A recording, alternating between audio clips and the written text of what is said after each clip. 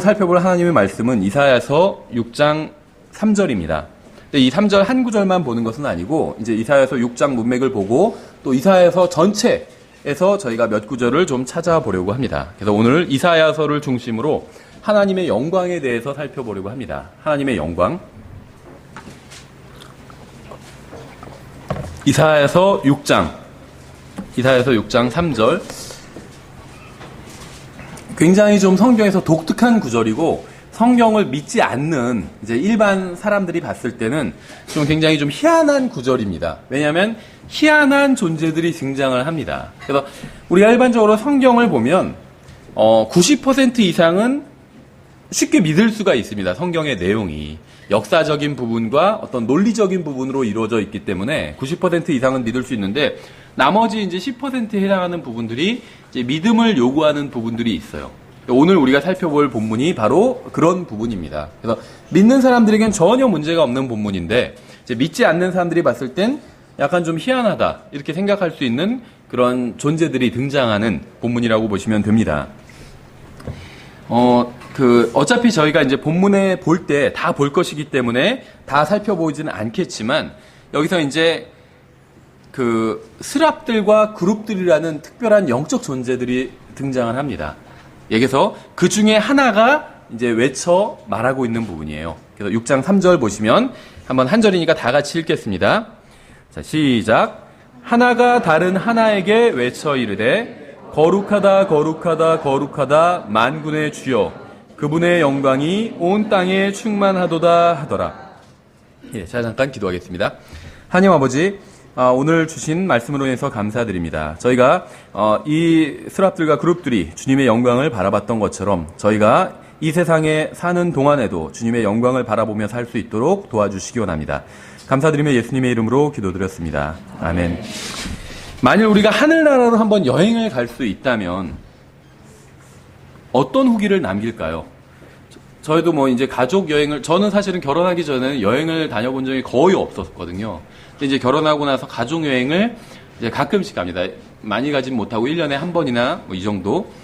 근데 이제 그 여행을 가기 전에 먼저 검색을 해보죠. 요즘은 다 검색해보고 가죠. 그래서 숙소도 어디에 묵을지 후기도 보고 이제 검색을 다 해봅니다. 그래서 후기가 뭐 하나, 두 개 올라왔다고 해서 다 믿는 건 아니지만 이제 후기가 많이 올라와 있으면 이제 그걸 읽어보고 대략적으로 참고를 하게 돼요. 그래서 후기 평이 좋지 않으면 이제 숙소를 바꾸고 또 평이 좋으면 이제 그 숙소로 정하게 되고 여러 후기들을 읽어보고 그러죠. 근데 만약에 우리가 하늘나라를 갔다 온다면 1시간 동안 아니면 하루 동안 아니면 2박 3일로 다녀온다면 어떤 후기를 남기게 될까요? 계시록 4장에서 요한은 하늘나라를 다녀오게 됩니다. 그렇죠. 그는 셋째 하늘에 갔습니다. 흥미롭게도 요한은 하늘나라에 있는 어떤 물질적인 것들에 대해서는 많이 기록하지 않았어요. 생각해 보세요. 하늘나라가 얼마나 대단한 나라겠어요. 대단한 장소겠어요. 근데 하늘나라를 다녀온 요한이 그 하늘나라에 대해서 묘사를 하고 있긴 하지만 묘사를 기본적으로 하고 있죠. 길이 뭐 황금길로 돼 있고 벽이 뭐 문이 진주로 돼 있고 막 묘사를 하지만 그 이상 더 자세한 묘사는 하지 않고 있어요. 아주 그냥 대략적인 묘사만 하고 있는 거예요. 그렇죠. 그럼 요한이 주로 무엇에 대해서 기록하고 있냐면 예수님에 대해서 기록하고 있어요. 하늘나라를 다녀와서는 하늘나라의 자체, 새 예루살렘에 대한 기록보다는 예수님에 대한 기록을 더 많이 남겼다는 겁니다. 요한은 예수님에 대해서 기록했고 주님께서 무엇을 하시는지에 대해서 기록했습니다. 그러나 하늘나라에 있는 사람들에 대해서 기록한 것이 아니라 그들이 주님을 찬양하는 것에 대해서 기록했어요. 생각해 보세요. 우리가 하늘나라에 가게 되면 어떤 모습으로 있게 될지에 대해서 막 논쟁하는 분들이 있잖아요. 흥미있는 주제예요. 그것이 뭐 다 잘못된 주제는 아닙니다. 우리가 충분히 성경을 또 연구해 볼 만한 그런 주제죠. 하늘나라에 있을 때, 그러니까 부활한 어떤 몸을 입거나 아니면 이제 그 첫째 부활이 있기 전에, 그러니까는 예수님께서 오시기 전에 어떤 영적인 몸을 입고 그동안 사람들이 있게 될 텐데 그게 과연 어떤 몸을 입고 있게 될지에 대해서 사람들이 논쟁을 한다는 거죠. 근데 요한 계시록을 보면 사람들이 어떤 몸을 입고 있는지에 대해서 자세한 묘사가 없어요. 요한은 분명히 봤을 거예요. 그렇죠. 하늘나라에 가서. 근데 거기에 대해서 자세히 묘사하고 있지 않다는 겁니다. 그러니까 계시록 4장, 5장, 그리고 7장, 14장에 있는 사람들을 설명할 때 그들이 어떻게 생겼는지 다 뭐 예수님의 모습으로 변화된다 이렇게 주장하는 사람들도 있잖아요. 근데 어떻게 생겼는지, 또 키는 얼마나 큰지, 얼마나 작은지, 머리는 무슨 색깔인지 이런 것에 대해서는 별로 언급하고 있지 않다는 거예요. 그래서 제가 부활한 몸에 대해서 말씀드릴 때 그런 외형적인 건 사실 별로 중요하지 않다 이렇게 말씀을 드렸었죠.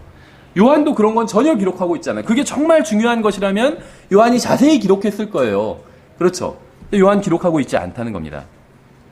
요한은 그들이 하나님께 경배하고 또 자신들의 왕관을 벗어서 주님께 던지고 기뻐하면서 주님을 찬양하는 모습에 대해서 묘사하고 있어요. 그러니까 하늘나라에 올라가서 보니까 사람들이 있었는데 그들이 주님을 찬양하고 있었다. 이렇게 묘사하고 있다는 거예요. 그 사람들이 아닌 주님에게 포커스를 맞춰서 설명하고 있다는 거죠.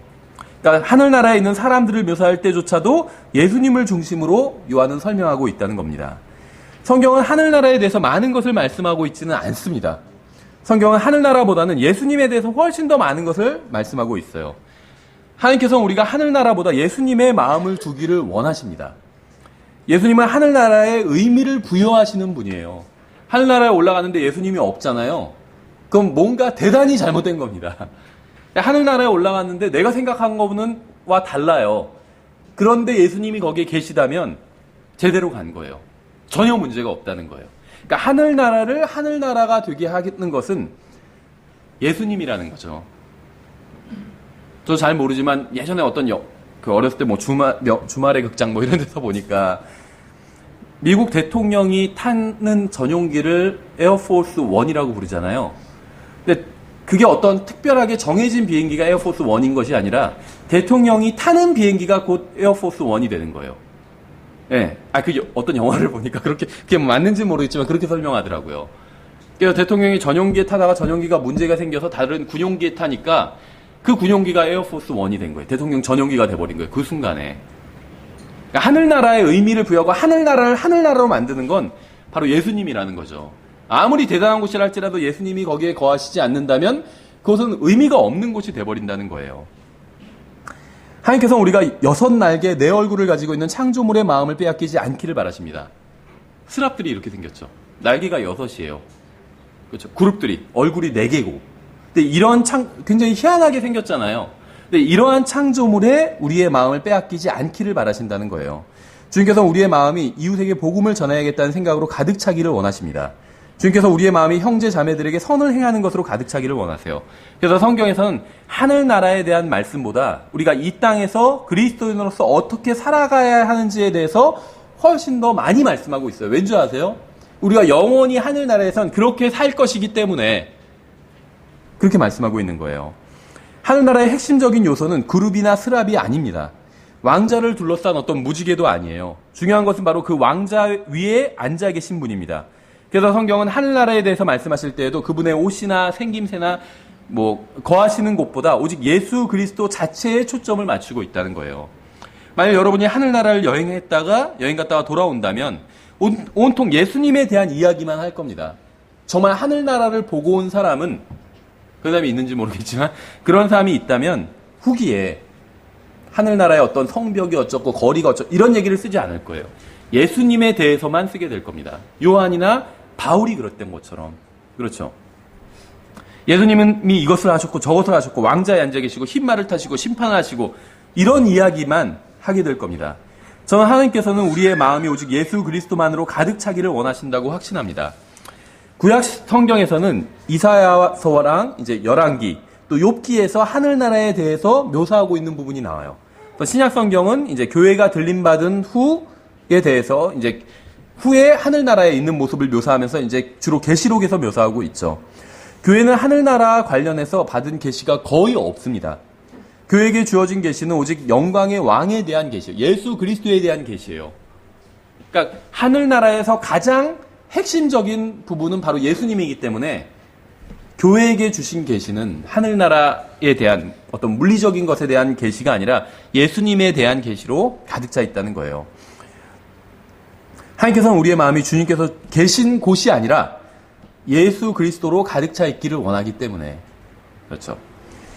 다시 이제 이사야서 6장으로 돌아가겠습니다. 이사야서 6장에 한번 배경을 보면 6장 1절에 보시면 우시야 왕이 죽던 해 또한 내가 보니 주께서 높이 들린 왕자에 앉으셨는데 그분의 옷자랑은 성전에 가득하고. 그러니까 여기서 말하는 성전은 이제 하늘에 있는 성전을 말하는 거겠죠. 사람이 죽어도, 위대한 사람이 죽어도, 왕이 죽어도, 능력 있는 사람이 죽어도, 어떤 영향력 있는 사람이 죽어도 예수 그리스도께서는 여전히 왕좌에 앉아서 다스리고 계세요. 지금 그걸 이제 설명하고 있는 거죠. 왕이 죽었어요, 왕이. 그러면 일단 우시아 왕이 죽었죠. 그러면 굉장히 그 나라에 큰일이 일어난 거잖아요. 근데 그래도 예수님께서는, 하나님께서는 여전히 왕좌에 앉아서 통치하고 계시다는 거예요. 전혀 문제가 없다는 거죠. 그러니까 이 세상에서는 어떤 큰일이 일어나도 하늘에는 전혀 문제가 없다는 겁니다. 주님께서 왕좌에 앉아서 통치하고 계신 거예요. 그래서 우리의 마음이 전혀 흔들릴 필요가 없다는 거예요. 아무리 영향력 있는 사람이 죽건 어떤 큰일이 생기건 국가에 상관이 없다는 겁니다. 내가 보니 주께서 높이 들린 왕좌에 앉으셨는데, 한번 생각을 해보세요. 이사야서 6장의 문맥을 보면 영적인 존재들이 나와요. 날개가 6개가 달리고 얼굴이 4개고 희한한 존재들이 나옵니다. 그렇죠? 그런데 지금 이사야는 주님을 보고 있어요. 주님을. 희한한 존재가 아니라. 어떠세요? 여러분이 좋아하는 사람이 있어요. 사랑하는 사람이 있는데 그 사람을 만나러 길을 가고 있는데 옆에 보니까 얼굴이 4개가 달린 사람이 있어요. 그럼 어떻게? 그 사람 보지도 않고 계속 사랑하는 사람만 보실 수 있을까요? 얼굴 4개 달린 사람을 보겠죠. 그런 사람을 본 적이 없잖아요. 그 사람을 보겠죠. 너무 특이한 장면이니까. 근데 이사야는 거기에도 시선을 뺏기지 않았어요. 엄청난 거예요. 주님께 지금 집중하고 있는 겁니다. 그렇죠. 여러분, 스랍이 어떻게 생겼는지 아세요, 혹시? 스랍이? 사람들 굉장히 이런 걸 궁금해합니다. 그룹이 어떻게 생겼는지, 스랍이 어떻게 생겼는지. 근데 이 스랍과 그룹이 어떻게 생겼는지가 성경에 묘사되어 있어요. 우리가 아는 루시퍼가, 이제 성경 잘 모르는 사람들은 루시퍼가 원래 천사였는데 타락해서 뭐 마귀가 되었다, 이렇게 생각하는 사람들인데 성경을 보면 그것은 사실이 아닙니다. 루시퍼는 그룹이었어요. 그러니까 하나님의 창조물 중에 이제 가장 뛰어난 존재가 바로 이 그룹입니다. 근데 이 그룹은 성경에 보면 5개의 그룹이 있어요. 근데 루시퍼는 그 5개의 그룹 중에 하나였다는 거죠. 그러니까 동서남북으로 4그룹이 있고, 그 다음에 하나님의 왕자가 있으면 그 주위에 동서남북으로 4그룹이 있고, 이제 하나님의 왕자 위에 덮는 그룹이 있었는데 루시퍼는 바로 이 덮는 그룹이었다는 거죠. 그러니까 루시퍼는 천사가 아니었어요. 천사보다 훨씬 뛰어난 존재였습니다. 그룹이었어요. 그래서 성경에서 그룹에 대한 묘사가 있고 스랍에 대한 묘사가 있는데, 이제 킹제임 성경을 믿는 사람들이 그린 그림을 보면 묘사가 다 달라요. 근데 그럴 수밖에 없는 게, 이 성경에 나온 묘사를 읽어봐도 이것이 상상이 되지가 않아요. 이게 지금 어떻게 생겼다는 건지가 이해가 되지 않게 묘사하고 있어요. 바퀴 같은 것에 뭐 눈이 달렸는데 뭐 이런 식으로 얘기를 하고 있는데, 이게 지금 어떻게 생겼는지 이해가 안 돼요. 머리가 제가 넷이라고 그랬잖아요. 근데 이 머리가 넷이라고 했는데 단순히 사람 머리 같은 머리가 4개가 달린 그러한 모습은 또 아니에요. 그러니까 이게 지금 어떻게 생겼는지 정확히 이해하는 사람은 없습니다. 그렇죠. 그러니까 굉장히 성경에서 묘사하고 있는데 아마 구원받은 사람들의, 그러니까 성경을 좀 읽어본 사람들의 상상력을 굉장히 자극하는 장면이에요, 사실은 이 부분이. 하지만 막상 하늘나라에 가면 이러한 것들이 아닌 주님을 바라보게 될 겁니다. 저는 확신해요. 우리가 지금 이 세상에선 주님이 아니라 그룹이나 수랍이나 무슨 천사들이나 이런 거에 대해서 더 궁금해하고 더 관심을 가질지 모르지만, 막상 죽어서 하늘나라에 가게 되면, 아니면 주님께서 공중으로 오셔서 우리가 들림받아 올라가게 되면 이러한 것들이 아니라 다 주님에 집중하게 될 겁니다. 머리가 넷달린 사람이 옆에 있어도 관심을 갖지 않고 주님만 바라보게 될 거예요. 왠지 아세요? 주님을 보게 되면 주님의 영광을 직접 눈으로 보게 되기 때문에. 그러면 주위에 있는 아무것도 눈에 들어오지 않아요. 주님만 들어오게 됩니다. 이사야처럼. 이사야는 주님을 바라봤습니다. 그룹들이 있었지만 주님을 바라봤어요. 스랍들이 있었지만 주님을 바라봤습니다. 천사장도 있었겠죠. 근데 주님만 바라봤습니다. 무수한 천사들이 있었겠죠. 근데 주님만 바라봤어요. 성도들도 많이 있었겠죠. 근데 주님만 바라봤습니다. 이사야는 주님 말고 다른 무엇을 바라볼 필요가 없었습니다. 이사야가 하늘나라를 봤을 때 가장 먼저 본 것은 바로 주님이었어요. 그러니까 요한도 똑같았어요. 주님만 집중해서 봤습니다. 그리고 나서 이제 왕자를 보고 성전을 보았습니다. 하늘나라에 있는 성전도 주님보단 중요하지 않습니다. 하늘나라에 있는 왕자도 주님보단 중요하지 않아요. 하늘나라에 있는 성전도 그 안에 구원자께서 계시지 않다면 아무런 의미가 없습니다. 그 안에 예수님이 계시지 않다면 그것은 그저 어떻게 보면 피라미드 같은 그런 유적지에 불과해요. 하늘나라에 있는 성전이나 새 예루살렘은. 주님께서 위대하신 이유는 과거에만 위대하신 분이었기 때문이 아니라 지금도 위대하신 하나님이기 때문이에요. 하늘나라에 있는 성전이 위대한 이유는 그곳에 살아계신 구원자께서 계시기 때문입니다. 하늘나라에 있는 왕자가 위대한 이유는 거기에 앉아 계신 분이 위대하시기 때문이에요. 그러므로 우리는 하늘나라에 있는 그 무엇보다 거기에 계신 분에게 관심을 가져야 합니다. 2절에 그것 위에는 스랍들이 저마다 6날개를 가진 채 서 있더라. 그가 2날개로는 자기 얼굴을 가리고 2날개로는 자기 발을 가리며 2날개로는 날더라. 그러니까 날개가 3쌍이 있었던 거예요. 이 스랍들이. 날개가 6개예요. 그러니까 보통 천사가 날개가 있다고 생각하는데 성경에 보면 천사는 날개가 없어요. 문맥을 보면 다 나와 있어요. 천사는 그냥 일반 남자처럼 생겼다고 성경은 묘사하고 있어요. 아기처럼 생기고 날개가 있고 하프를 들고 다니는 것이 아니라, 아니면 뭐 활을 들고 다니는 것이 아니라, 성경에 보면 천사는 일반 남자처럼 생겼습니다. 창세기를 봐도 그렇고, 그래서 일반 남자와 구분하지 못했어요, 사람들이.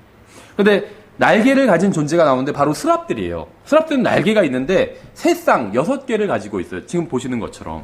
2날개로는 한 쌍으로는 얼굴을 가리고 한 쌍으로는 발을 가리고 나머지 한 쌍, 2날개로 날고 있었던 거예요. 굉장히 희한한 모습이죠. 이 스랍들은 과연 어떤 존재들일까요? 지금 이 스랍들은 교회의 모형인 리브가가 그리스도의 모형인 이삭을 만날 때와 마찬가지의 모습을 보이고 있어요. 저는 이 스랍들이 놀라운 창조물이라고 생각합니다. 만약 사람들이 스랍을 보게 된다면 그들의 영광에 압도당할 것이라고 생각해요. 그런데 이런 스랍들도 예수 그리스도 앞에서는 자신들의 영광을 가리고 있을 수밖에 없었어요. 리브가는 아름다운 여인이었지만 이삭 앞에서는 자기의 얼굴을 베일로 가렸습니다. 그렇죠.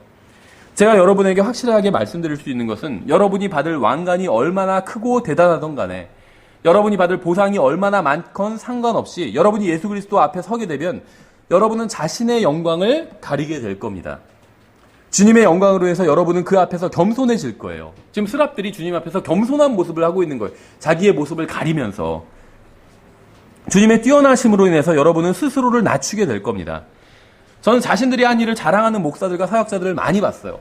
우리가 얼마나 많은 사람들에게 뭐 복음을 전하고 우리 교회가 얼마나 크고 1년에 무슨 예산이 얼마고 성도가 막 몇 명이고 막 이런 거 자랑하는 분들이 있어요. 자기 교회가 얼마나 훌륭한 일을 많이 했는지 얼마나 대단한 일을 했는지 자랑합니다. 대한민국 최고의 교회라고 그래요. 자기 교회가. 어떤 분 뭐 전 세계 최고의 교회라고 하는 사람들도 있고. 근데 만일 여러분도 자랑하고 싶은 것이 있다면 이 땅에서 실컷 자랑하시기 바랍니다. 왜냐하면 하늘나라에서는 자랑할 것이 아무것도 없기 때문에 하늘나라에서는 주님 앞에 서게 되면 여러분도 스랍들처럼 자신의 영광을 가리게 될 겁니다. 이 땅에선 자기 교회 막 실컷 자랑하는 목사님도 하늘나라 가면 아무 자랑도 하지 못하게 될 거예요. 주님의 영광에 압도돼서 아무런 자랑을 하지 못하게 될 겁니다. 3절에 하나가 다른 하나에게 외쳐 이르되 거룩하다 거룩하다 거룩하다 만군의 주여 그분의 영광이 온 땅에 충만하도다 하더라. 스랍들이 한 말이 놀랍지 않으세요? 스랍들은 온통 주님께 관심을 갖고 있었습니다. 이사야도 주님을 보니까 스랍들은 보이지 않고 오직 주님께만 관심을 가졌죠. 근데 스랍들도 마찬가지예요. 주님께만 관심을 두고 있었어요. 그들은 오직 주님의 거룩하심만을 생각했습니다. 주님을 생각하고 있는데 주님의 거룩하심만을 생각했어요. 그들의 마음을 사로잡은 것은 오직 주님의 거룩하심이었어요. 그들은 주님을 높이고 주님을 증언하고 있는 거예요. 그들은 우리 하나님은 거룩하신 분이라는 사실로 인해서 서로를 북돋아주고 용기를 주고 세워주고 있었습니다. 아버지 하나님이 거룩하시고 아들 하나님이 거룩하시고 성령 하나님이 거룩하시기 때문에 거룩하다 거룩하다 거룩하다 이렇게 얘기를 했던 겁니다. 그들은 하나님의 거룩하심에 관심이 있었어요. 우리도 이 스랍들처럼 주님의 거룩하심에 사로잡힐 필요가 있습니다. 그분의 영광이 온 땅에 충만하도다. 이건 좀 어떻게 보면 이상한 얘기예요. 그분의 영광이 스랍들이 지금 주님을 보면서 주님의 거룩하심에 압도당한 상황이죠. 그러면서 이제 하던 고백이에요. 근데 뭐라고 고백하냐면 그분의 영광이 온 하늘에 충만하도다 이렇게 얘기하지 않고 그분의 영광이 새 예루살렘에 충만하도다 이렇게 얘기하지 않고 온 땅에 충만하도다 이렇게 얘기하고 있어요. 온 땅에 이 세상에 충만하다는 거예요. 이사야가 살던 시대도 상황이 좋지 않은 시대였습니다. 이사야서 1장을 보시면 찾아보지 않으셔도 돼요. 제가 얘기를 해드리면 이사야 이 당시 시대의 사람들의 타락에 대해서 고발하는 내용이 나와요. 3장에서도 하나님의 심판에 대한 내용이 나옵니다. 그러니까 이사야서 지금 우리가 6장을 보고 있는데 1장부터 5장까지 다루고 있는 내용은 이 세상이 얼마나 타락하고 썩었는지 보여주고 있어요. 나중에 한번 이사야서 읽어보시면 아실 수 있을 거예요. 이 세상에 대해서 정죄하는 내용이 나와요. 특히 이사야 시대의 사람들이 얼마나 타락했는지에 대해서 말씀하고 있다는 거죠. 그런데 지금 스랍들은 그분의 영광이 온 땅에 충만하도다 이렇게 말씀하고 있어요. 어떻게 이런 고백을 할 수 있을까요? 그건 스랍들의 마음이 온통 주님으로 사로잡혀 있었기 때문이에요. 스랍들의 시선은 주님께 고정되어 있었고 그래서 그들이 바라보는 것은 오직 주님의 영광이었습니다. 그들이 바라보는 것은 주님의 거룩함이었어요. 그들이 바라보던 것은 주님의 위대하심이었습니다. 그들이 바라보던 것은 주님의 순결하심이었어요. 그들은 주님의 능력을 바라봤습니다. 여러분 무엇을 보고 계시나요? 이 세상의 잘못된 것들, 더러운 것들, 불결한 것들, 경건하지 못한 것들, 영적이지 않은 것들, 바르지 못한 것들만 바라보고 있지는 않으시나요? 심지어 교회에 와서도 그런 것만 바라보는 사람이 있어요. 불행하게도 이 지상에 있는 교회는 교회 중에는 완벽한 교회가 없습니다. 완벽한 교회가 없어요. 그래서 제가 그렇게 말씀을 드렸죠. 교회를 선택할 때 이제 좋은 교회에 다녀야 되는데 어떤 것이 좋은 교회냐?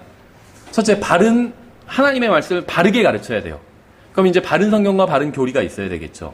하나님의 말씀을 바르게 가르쳐서 내가 하나님의 말씀을 그 교회에서 배울 수 있어야 됩니다. 두 번째는 내가 섬길 것이 있는 교회가 좋은 교회예요. 근데 사실 이 말에는 어떻게 보면 어폐가 있는 게 모든 교회에선 사실 섬길 것이 있습니다. 왜냐하면 완벽한 교회는 없기 때문에 모든 교회가 다 부족한 면이 있어요. 그래서 다 섬길 것이 있습니다. 그렇죠?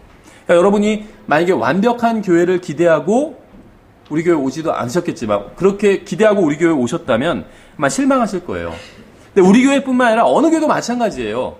저희 교회도 다니다가 또 맞지 않아서 좀 떠나신 분들도 계시죠. 다른 교회에 가도 똑같을 거예요. 처음에 잘 모르죠. 시간이 지나면 1년, 2년 지나다 보면 이 교회도 완벽한 교회가 아니구나. 이렇게 깨닫게 되실 겁니다. 완벽한 교회는 없기 때문에. 우리 교회도 마찬가지예요. 아직 오신 지 얼마 안 돼서 그래도 괜찮은 교회다 이렇게 생각하실 수도 있는데 오래 다니시다 보면 이 교회도 완벽한 교회는 아니구나 이렇게 생각하시게 될 겁니다. 왜냐하면 이 지상에는 완벽한 교회가 없기 때문에 그렇다는 거죠. 왜냐하면 그럴 수밖에 없는 게 이 지상에 있는 사람 중에 완벽한 사람이 없어요. 구원받았다 할지라도 아직 육신을 입고 있잖아요. 그래서 그대로 육신의 어떤 성향이 그대로 드러나게 된다는 겁니다. 그러니까 교회에 와서 사람들을 바라보게 되면 아무리 좋은 교회라 할지라도 사람들을 바라보게 되면 실망하게 된다는 거예요. 낙담하게 되고. 그렇지 않나요?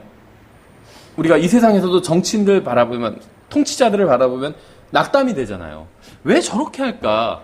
좀 더 국민들을 편하게 해줄 수 있을 텐데, 그렇죠. 막 예산도 이상한 데 막 잔뜩 갖다 쓰고, 저 돈이면은 정말 굶주린 사람들도 다 많이 정말 먹일 수 있는 돈인데, 왜 저런 데 쓸까? 막 답답한 적이 있잖아요. 근데 이 세상 정부만 그런 게 아니라 교회도 마찬가지죠. 교회 와도 답답함이 있어요. 사람들을 보면 저 형제 왜 저렇게 할까? 이 교회는 왜 이렇게 할까? 저 집사님 왜 저렇게 할까? 저 목사님 왜 저렇게 할까? 답답할 때가 있어요. 사람들을 바라보면 답답합니다. 우리가 무엇을 봐야 되는지 아세요? 주님을 바라봐야 돼요. 그러면 답답하다 이게 아니라 거룩하다라는 고백이 나올 수 있게 됩니다. 모든 것이 다 썩은 건 아니에요. 썩지 아니하시는 분이 있습니다. 모든 것이 다 잘못된 것은 아닙니다. 올바른 분이 계세요. 우리 교회도 잘못된 것이 있어요. 저도 잘못된 것이 있고. 하지만 우리 교회 안엔 올바르신 분이 계십니다. 머리로 계세요, 그분이. 모든 것이 다 더러운 것이 아닙니다. 깨끗하신 분이 계세요. 이사야가 스랍들과 한번 대화를 나눌 수 있었다면 이런 식으로 대화를 나눴을 거예요. 스랍들이여 이것을 보시오. 예루살렘은 타락했어. 그럼 스랍들이 뭐라고 답했을까요? 거룩하다 만군의 주여. 이렇게 답했겠죠. 스랍들이여 이것을 보시오. 사람들이 탐욕에 쩔어서 도둑질하고 사기를 치고 하나님을 배반하고 있습니다. 거룩하다 만군의 주여. 이렇게 얘기했겠죠. 스랍들이여 이것을 보세요. 여기에 죄가 넘쳐나고 있어요. 하나님을 마땅히 섬겨야 되는 이 백성들이 죄를 짓고 있습니다. 뭐라고 할 거예요, 스랍들이? 이렇게 얘기할 거예요. 우리는 그러한 것을 보기 원치 않소. 오직 거룩하신 주님만을 바라볼 것이요. 우리의 마음은 세상 것들이 아니라 주님으로 충만할 것이요. 이렇게 얘기를 했을 겁니다. 하나님은 건재하십니다. 그분의 영광이 온 땅에 충만하도다. 성경이 이렇게 말씀하고 있어요. 여러분이 무엇을 바라보느냐에 따라서 보이는 것이 달라질 것입니다. 당연하겠죠. 여러분의 마음이 무엇으로 충만한지에 따라서 보이는 것이 달라질 거예요. 그러니까 여러분이 보는 것으로 인해서 충만해질 거예요. 성경을 보면 마음이 하나님의 말씀으로 충만해지겠죠. TV를 계속 보고 있으면 마음이 이 세상의 것들로 충만해지겠죠. 사람들을 바라보면 마음이 더러운 것으로 충만해지겠죠. 하나님을 바라보면 계속해서 마음이 거룩함으로 충만해지겠죠. 교회에서도 마찬가지예요. 교회 생활하시다가 실망하시는 분들이 있어요. 사람들이 내 기준 내에 미치지 못한다. 그렇게 생각하시는 분들이 있어요. 왜 교회에 실망하는지 아세요? 사람들을 바라봤기 때문이에요. 하나님을 바라보지 않고. 사람들을 바라보면 어디를 가도 실망하게 돼요. 누구를 봐도 실망하게 돼요. 똑같은 교회를 보는데도 한 사람의 눈에는 거듭나고 회개해서 새로운 창조물이 된 그리스도인들이 보이고 다른 사람의 눈에는 그저 위선자들만 보일 때도 있어요. 저도 뭐 구원받았다고 하더니 별짓을 다 하네. 이렇게 볼 수도 있고, 그렇죠? 저 사람이 아직 저 사람 안에 육신이 있기 때문에 비록 저런 짓을 하고 있지만 저 형제가 구원받은 형제이기 때문에 저 사람 안에 그리스도께서 계시기 때문에 저 형제가 이제 영적으로 성장하고 자라나겠지. 다른 것이 보일 수 있다는 거예요. 그 사람 안에 있는 그리스도를 보느냐 아니면 그 사람의 그냥 육신을 보느냐에 따라서 달라질 수 있는 거죠. 여기에 이제 교제의 열쇠가 있어요. 그 다음에 육신만 보면 교제하고 싶지 않아져요. 그렇죠? 그 사람 안에 있는 그리스도를 보기 때문에 그 사람과 교제를 나눌 수 있는 거예요. 전적으로 보는 사람의 마음이 무엇으로 가득 차 있는지에 달려 있습니다. 보는 사람에 따라서 죄악으로 충만한 세상이 보일 수도 있고 하나님의 영광이 보일 수도 있어요. 이렇게 마음이 무엇으로 가득 차 있는지에 따라서 보이는 것도 달라지게 됩니다. 4절에 그 외치는 자의 음성으로 인해 문기둥들이 흔들리며 그 집이 연기로 가득하더라. 그때 내가 이르기를 내게 화가 있도다. 내가 망하게 되었도다. 나는 입술이 부정한 사람이요 또 입술이 부정한 백성의 한가운데 거하거니와 내 눈이 왕 곧 만군의 주를 보았도다 하네. 이사야는 하나님을 만났고 하나님을 바라봤습니다. 하나님을 만난 사람은 겸손하게 돼요.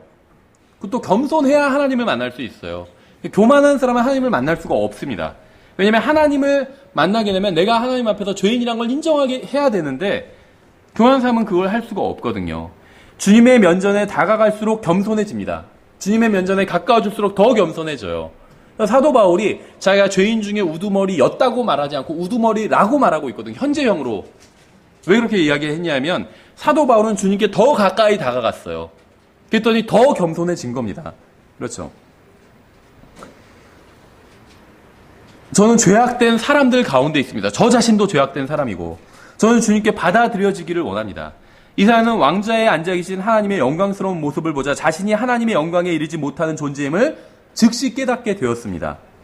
사람들끼리 비교하는 건 의미가 없어요. 하나님을 만난 사람은 어떻게 되는지 아세요? 하나님과 자기를 비교하게 돼요. 다른 사람이랑 비교하는 게 아니라 저 사람보다 내가 나은데 내가 왜 죄인이야? 내가 그렇게 나쁜 짓을 한 적도 없는데 얼마나 사기치는 사람 많고 그렇죠? 우리 직종에서 다른 직종은 잘 못해도 자기 직종은 다 잘 알잖아요. 자기 하는 일은 얼마나 양심 속이는 사람들이 많은데 나는 그래도 정직하게 일하는데 내가 왜 죄인이야? 이렇게 생각하는 건 사람들을 바라봤기 때문이에요. 그러니까 사람들을 바라보니까 이 교회도 별거 없구만 이렇게 되는 거예요. 하나님을 바라보면 달라져요. 하나님을 바라보면 내가 죄인이구나. 우리 교회가 별로인 이유는 나 때문이구나 이렇게 되는 거예요. 사람들을 보면 우리 교회가 별로인 이유는 저 형제 때문이다.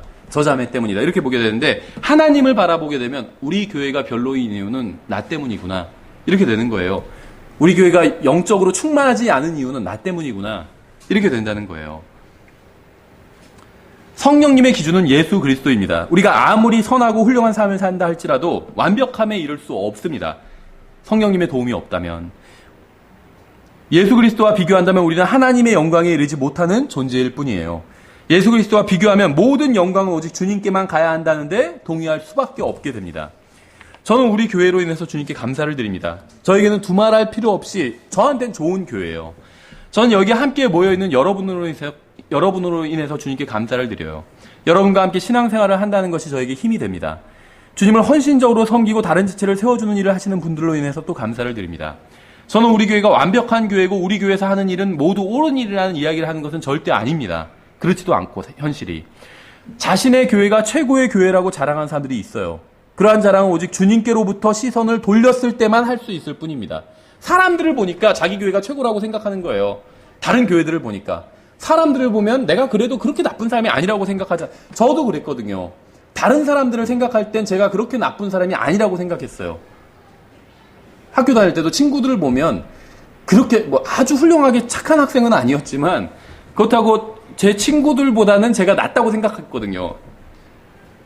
못된 친구들도 있었기 때문에 친한 친구들 중에 나쁜 거 가르쳐주고 막 이런 친구. 물론 저도 또 전수해준 게 있지만 저도 전수를 받았고 그래서 나보단 더 얘가 친해서 같이 놀지만 나보단 얘가 더 나쁜 놈이다 이렇게 생각했었거든요.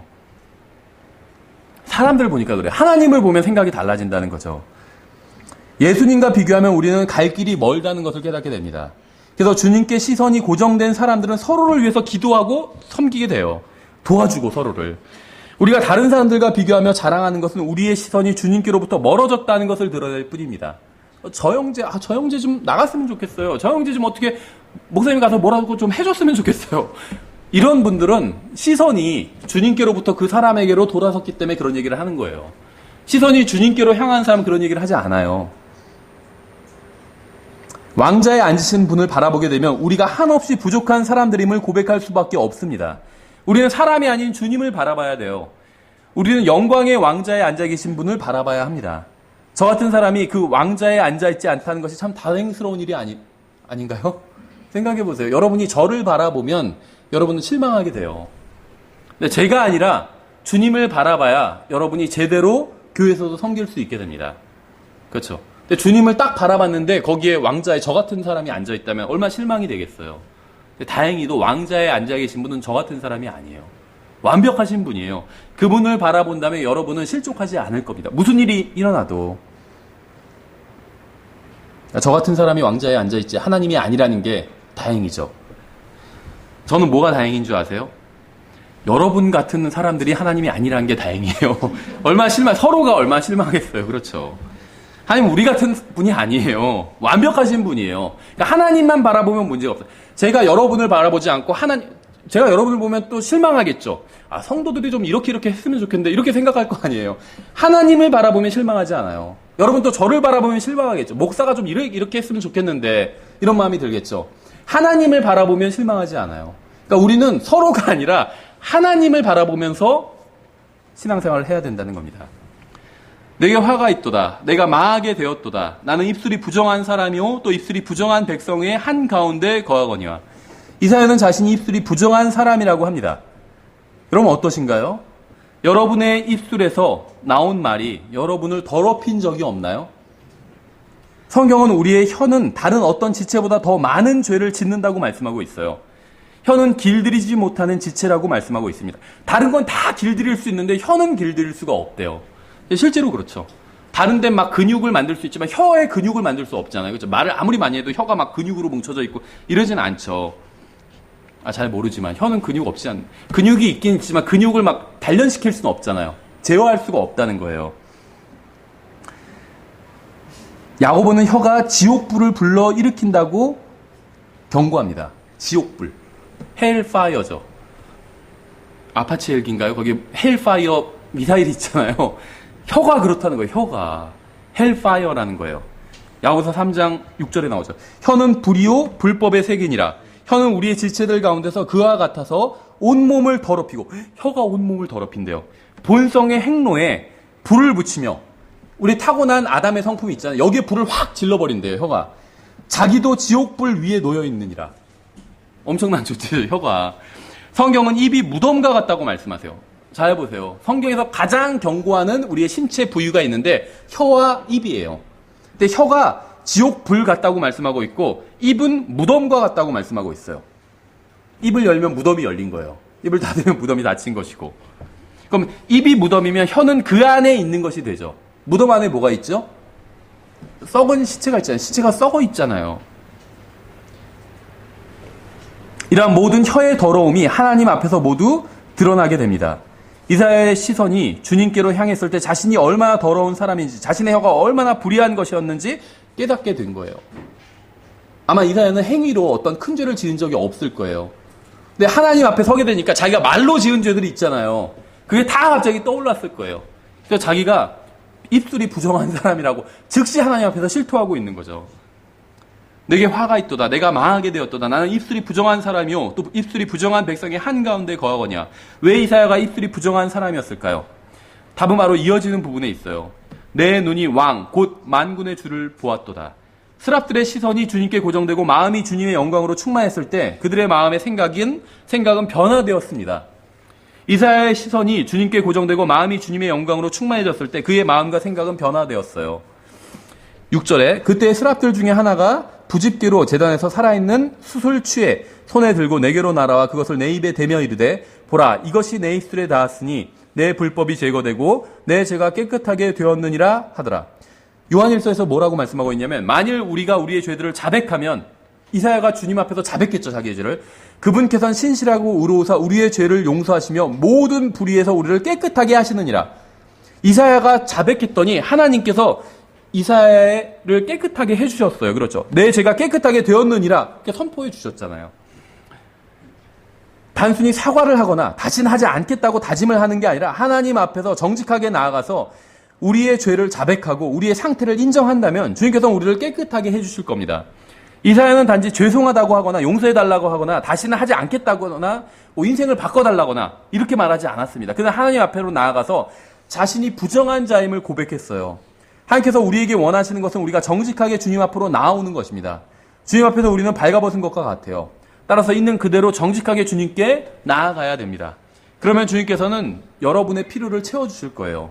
내 불법이 제거되고 내 죄가 깨끗하게 되었느니라. 이사야는 어떠한 제사도 드리지 않았고 헌물도 바치지 않고 대가도 치르지 않았습니다. 그러니까 구약시대에 믿음 플러스 행위로 구원받는다. 이거는 사실이 아니에요. 죄가 깨끗하게 된 거면 구원받은 거죠. 그렇잖아요. 근데 이사야는 고백만 했어요. 하나님 앞에서. 하나님의 존재를 인정하고 하나님 앞에 고백했어요. 내가 입술이 더러운 자라고 불의로 가득하다고 그래서 내가 화가 있다고. 그러니까 하나님께서 바로 용서해 주셨잖아요. 이게 성경이 말씀해 주시는 구원이에요. 하나님 앞으로 나와서 나의 죄를 인정하면 하나님께서 구원해 주시는 거예요. 근데 신약에선 여기서 예수님의 십자가만 더해진 거죠. 구약 성경에서 사람이 깨끗해지거나 구원받게 되는 장면 보세요. 다 고백해서 구원받아요. 입으로 시인해서 마음으로 믿고 입으로 시인해서 구원받아요. 로마서에 나오는 것처럼.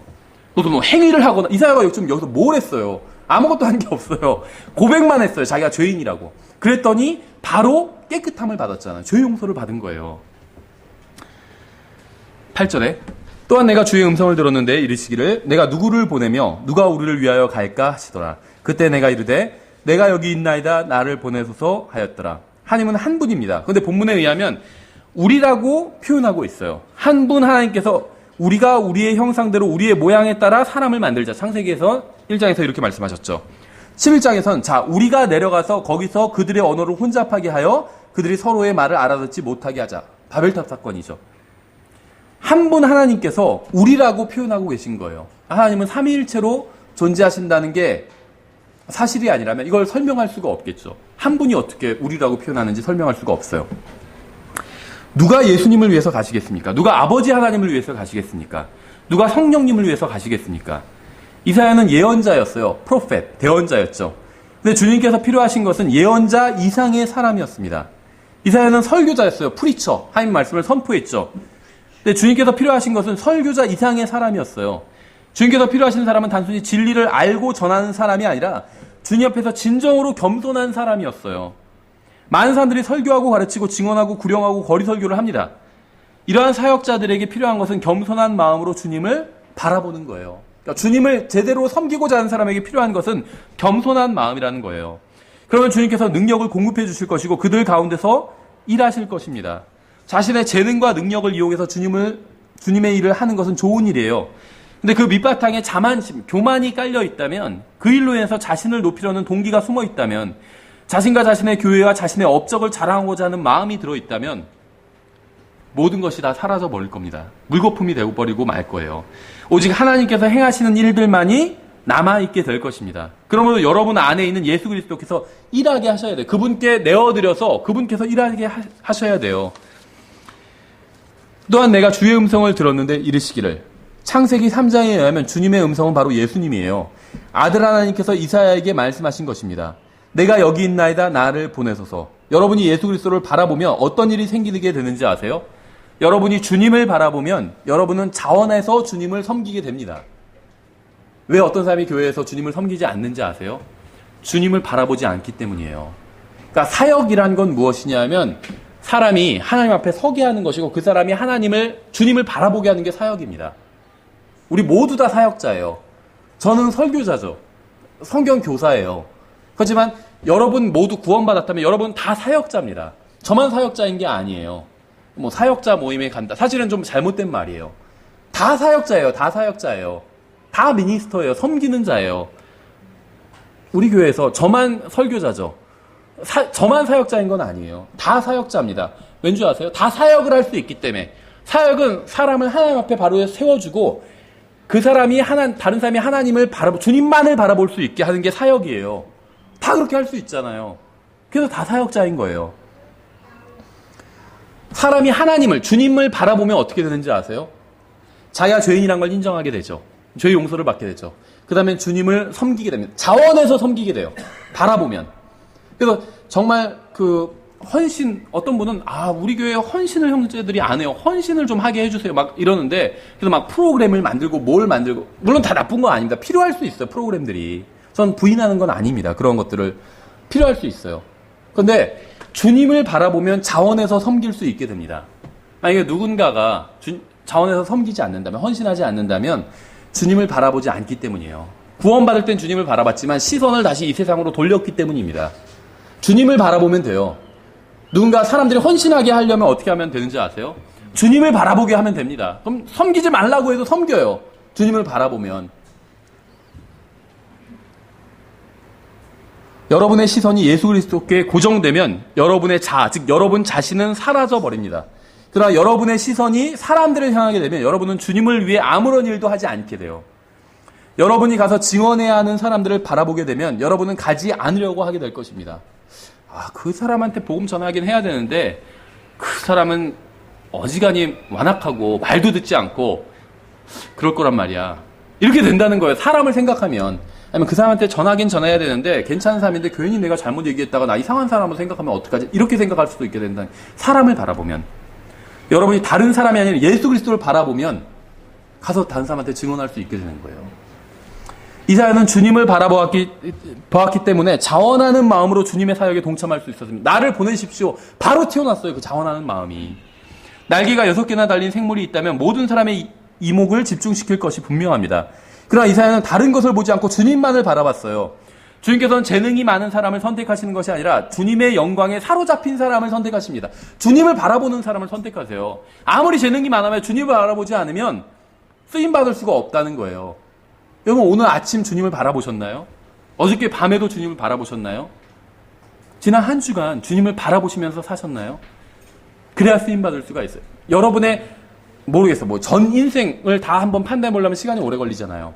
한 주간의 삶을 한번 판단해 보세요. 하나님 앞에서 한 주간의 삶을. 그 삶이 하나님께 합당했는지 합당하지 않았는지. 전 모르죠. 여러분 각자 다 판단하실 수가 있을 거예요. 하나님 앞에서 합당한 삶을 살 수 있는 비결은 바로 주님을 바라보는 거예요. 한 주간 여러분의 마음이 주님을 향해 있었다면 한 주간 의미 있는 삶을 살았을 거예요. 주님을 향하지 않았다면, 세상을 향하고 다른 사람들을 향했다면 의미 있는 삶을 살지 못했을 겁니다. 주님께서 능력이 많은 사람을 선택하시는 것이 아니라 겸손한 사람을 선택하세요. 주님을 바라보는 사람을 선택하십니다. 주님께는 능력이 전혀 문제가 되지 않아요. 정말 성경이 진리라면, 온 세상을 창조하신 하나님께서 계시다면 하나님께서 사람에게 능력을 주실 수가 있잖아요. 그렇죠. 그러니까 주님 앞에 중요한 건 마음이에요. 주님을 바라보고자 하는 그 마음이 있는지 아닌지가 가장 중요합니다. 그러면 이제 주님께서 능력을 주시는 거예요. 아무리 능력이 많은 사람이라 할지라도 그 능력을 자기가 이 세상에서 잘 먹고 잘 사는 데만 쓰고 주님을 바라보지 않는다면 주님께서 그 사람을 쓰실 수가 없는 거죠. 저는 이사야서를 보면서 흥미있는 부분을 발견했습니다. 이사야서 6장에서 이사야는 주님의 영광을 보았습니다. 그래서 주님께 자원하는 마음으로 주님의 일을 하겠다고 나왔습니다. 그러니까 어떻게 됐는지 아세요? 이사야가 주님의 영광을 보게 됩니다. 이사야서 안 찾으셔도 돼요. 7장 14절 잘 아시는 구절이죠. 그러므로 주께서 친히 한 표적을 너희에게 주시리라. 보라 처녀가 수태하여 아들을 낳고 그의 이름을 임마누엘이라 하리라. 주님의 영광을 본 이사야는 메시아 처녀 탄생의 영광도 보게 됩니다. 진리가 진리로 인도해요. 그렇죠? 빛이 빛으로 인도합니다. 빛을 받아들이면 어떻게 되죠? 요한복음 1장 우리가 공부했었죠. 기억나지 않으신 분들 이제 강의서 나왔으니까 한번 다시 읽어보세요. 빛을 받아들이면 다른 빛을 또 보내주세요. 그렇죠? 참 빛을 보내주시죠. 진리를 받아들이면 어떻게 되죠? 진리를 또 보내주시죠. 진리를 거부하면 어떻게 되죠? 더 이상 진리를 보여주지 않으십니다. 이사야는 하나님의 영광을 바라봤어요. 하나님을 바라봤어요. 그랬더니 하나님께서는 또 다른 영광을 보여주세요. 무슨 영광이냐면 처녀 탄생의 영광을 알려주신 거예요. 다른 누구에게도 직접적으로 이렇게 알려주신 적이 없어요. 이때까지. 그렇죠? 이사야 전에 이런 것을 알던 사람은 없었습니다. 직접적으로. 다 간접적으로 비유로 상징으로만 들었지 직접적으로 이렇게 듣지는 못했어요. 이사야는 처녀 탄생의 영광에 대한 말씀도 들었다는 거죠.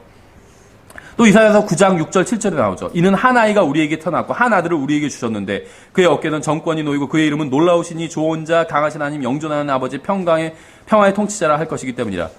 이게 뭐죠? 자원하는 마음으로 주님에 나왔던 이사야는 주님의 초림과 재림의 영광도 보게 된 거죠. 이사야서 9장은 초림과 재림에 대한 말씀이에요. 이 영광까지도 보게 된 거예요. 이사야 찾지 않으셔도 돼요. 이사야 40장에는 어떤 내용이 나오는지 아세요? 침례인 요한에 대한 말씀이 있어요. 그렇죠? 광야에서 외치는 자의 소리가 있어 이르기를 침례인 요한에 대한 말씀이죠. 주님께 자원하는 마음으로 나왔더니 초림과 재림의 영광, 처녀 탄생의 영광, 또 침례인 요한에 대한 영광도 주님께서 보여주셨어요. 42장에서는 어떤 내용이 나오는지 아세요?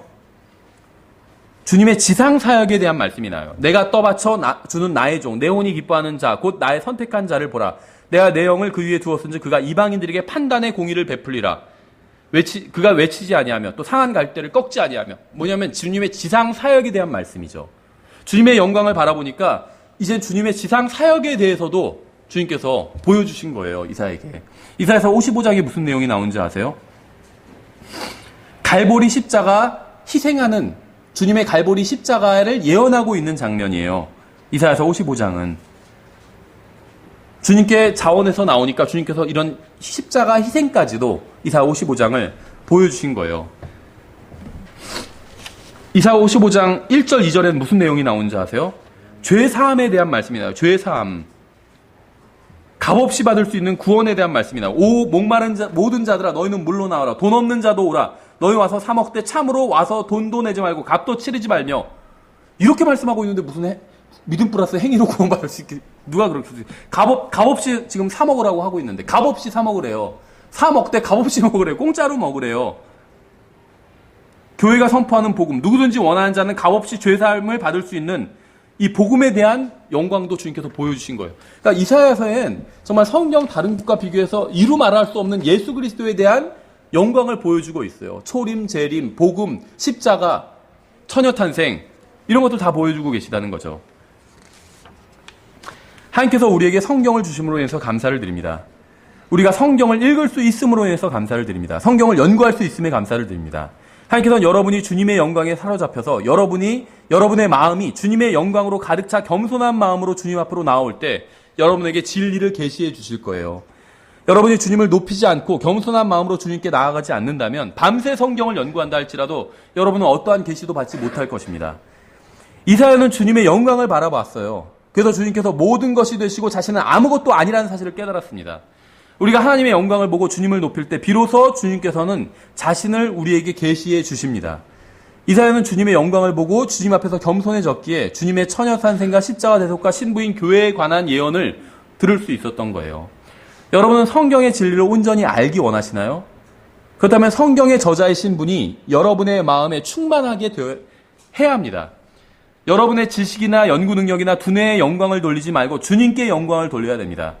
여러분은 하나님의 은혜가 아니라면 단 두 글자도 읽을 수 없어요. 이성을 가질 수 없어요. 성경에 나오죠. 느부갓네살이 그랬잖아요. 짐승이 돼버렸어요. 한순간에.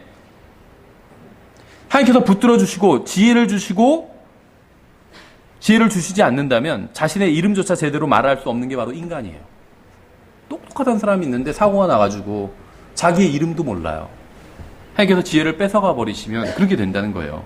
그러므로 인간을 높일 이유가 전혀 없고 모든 영광은 하나님께 돌아가야 됨이 마땅합니다. 이사야서 63장도 마찬가지예요. 이사야가 자신의 눈으로 주님의 영광을 주목하고 하나님의 영광스러우심과 위대하심에 사로잡히고 주님 앞에서 겸손해져 있을 때 주님께서는 자신의 능력과 권능과 이 세상에 다시 오심을 그에게 계시해 주셨어요. 이사야 63장 1절부터 4절에 주님의 재림에 대해서 자세히 나와 있어요. 이사야 65장도 마찬가지예요. 천년왕국에 대한 계시가 나와 있습니다. 주님의 영광을 바라보자, 주님 앞에 나아오자, 또 주님께 자원해서 섬기겠다고 자원을 하자 주님께서는 천년왕국에 관한 영광까지도 이사야에게 보여주신 거예요. 이사야서 66장 마찬가지죠. 하나님께서는 이사야에게 처녀 탄생에 관한 예언을 보여주셨고 선두주자인 침례 요한에 관한 예언도 보여주셨고 예수 그리스도의 생애와 지상사역도 보여주셨고 십자가에서의 대속과 교회 시대 그리고 재림과 천년왕국 새하늘과 새 땅에 관한 말씀도 보여주십니다. 그리고 이제 주님께서는 초대하고 계신 거예요. 누구든지 이사야처럼 겸손한 마음으로 나오는 자는 받아주시고 보살펴주시고 교제를 나눠주시고 진리를 계시해 주시겠다고 초대하고 계신 것입니다. 여러분이 하늘나라에서 무엇을 보아야 되는지 알려드리겠습니다. 그곳에는 정말 중요한 한 분이 계십니다. 거기에는 위대한 한 분이 계세요. 거기에는 진리를 계시해 주시는 한 분이 계십니다. 그곳에는 죄인을 구원해 주시는 한 분이 계십니다. 거기에는 거룩한 한 분이 계십니다. 그분은 바로 예수 그리스도예요. 영광은 이렇게 드러내서 보여지는 게 영광입니다. 하나님의 영광은 예수 그리스도예요. 예수 그리스도. 모든 사람은 예수님 앞에서 겸손해져야 됩니다. 여러분이 아무리 돈이 많고 지식이 많고 머리가 좋아도 주님께서는 전혀 그러한 것에는 감동하지 않으십니다.